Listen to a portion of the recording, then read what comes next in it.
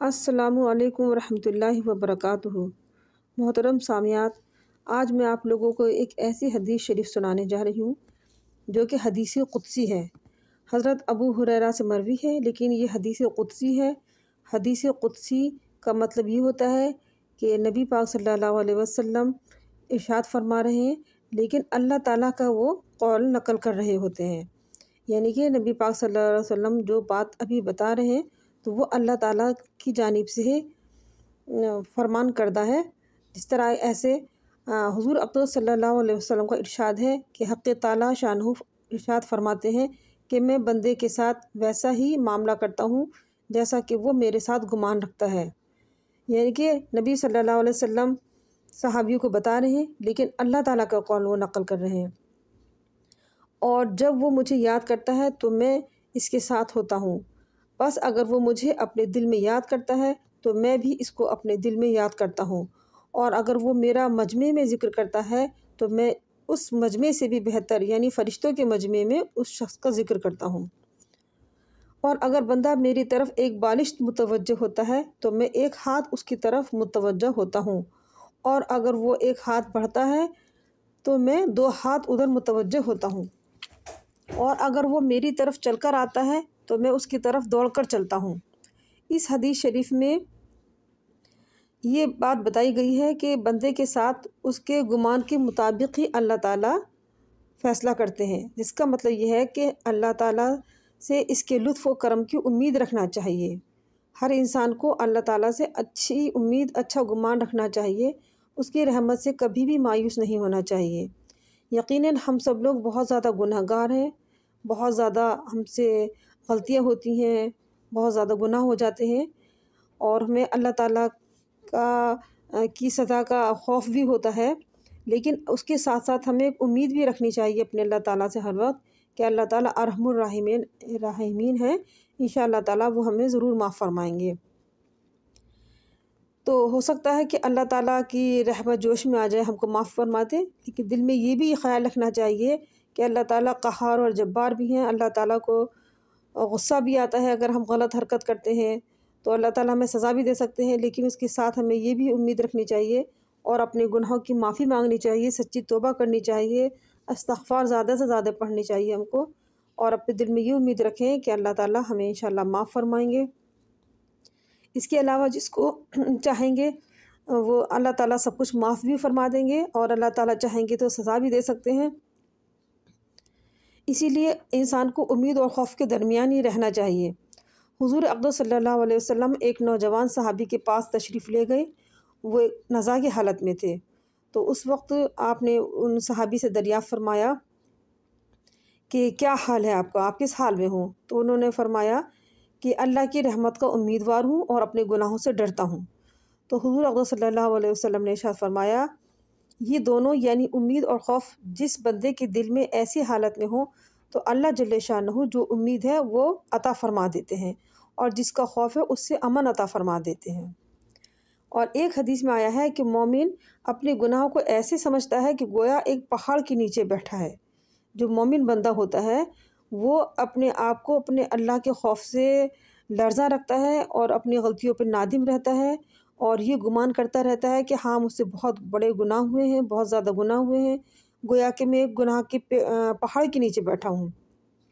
یعنی اس کو ہر وقت احساس رہتا ہے کہ اپنی غلطیوں کا۔ لیکن جو مومن بندہ نہیں ہوتا ہے، جو فاجر بندہ ہوتا ہے، یعنی کہ اللہ کا نافرمان ہوتا ہے، وہ اپنے کتنے بھی چاہے گناہ کرتا رہے، ان گناہوں کو معمولی سمجھتا رہتا ہے، ایسا سمجھتا ہے کہ گویا ایک مکھی بیٹھی ہوئی ہے میرے اوپر، کوئی مکھی بیٹھی ہوئی ہے، اتنا معمولی سمجھتا ہے اس کو، جبکہ ایسا نہیں سوچنا چاہیے۔ اپنے گناہوں کی سے ہمیشہ نادم رہنا چاہیے، اور اگر ہم لوگ کچھ نیکی بھی کر رہے ہیں تو ہمیں اس پہ گمان نہیں کرنا چاہیے، یہ نہ سوچنا چاہیے کہ ہم تو بہت نیک اور پارسا ہیں۔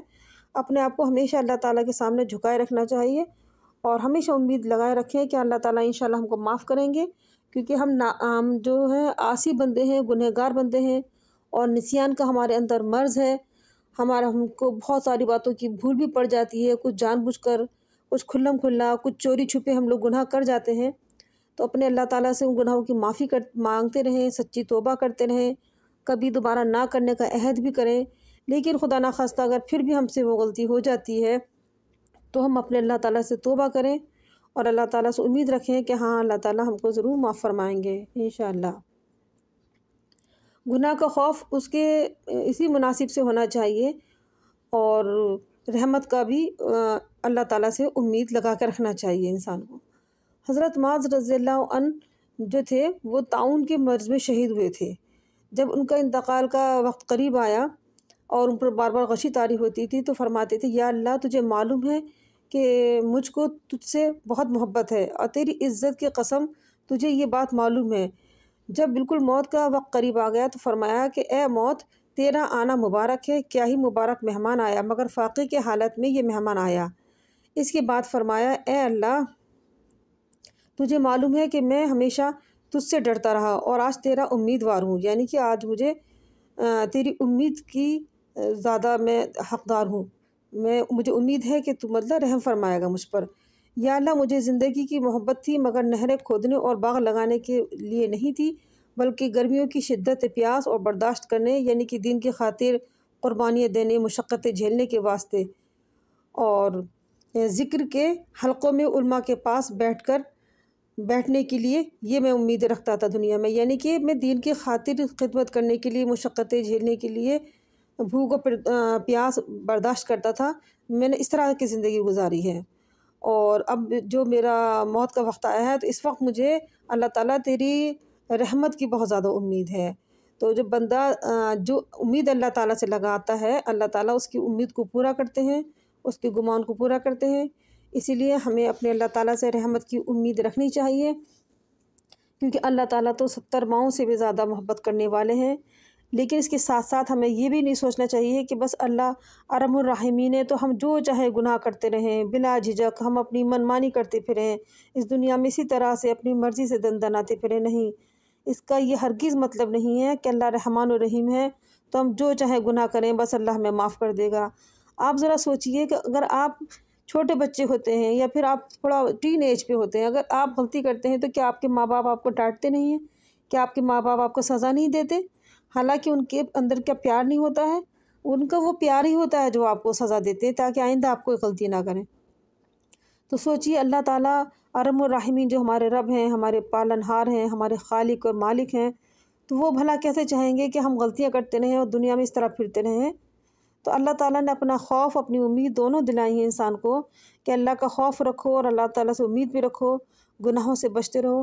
اللہ تعالیٰ مجھے اور آپ سب کو کبیرہ صغیرہ گناہوں سے دور رکھے، اور اللہ تعالیٰ اپنی رحمت خاص ہم پہ فرمائے، اور اللہ تعالیٰ ہم سب کی مغفرت فرمائے۔ آمین ثم آمین۔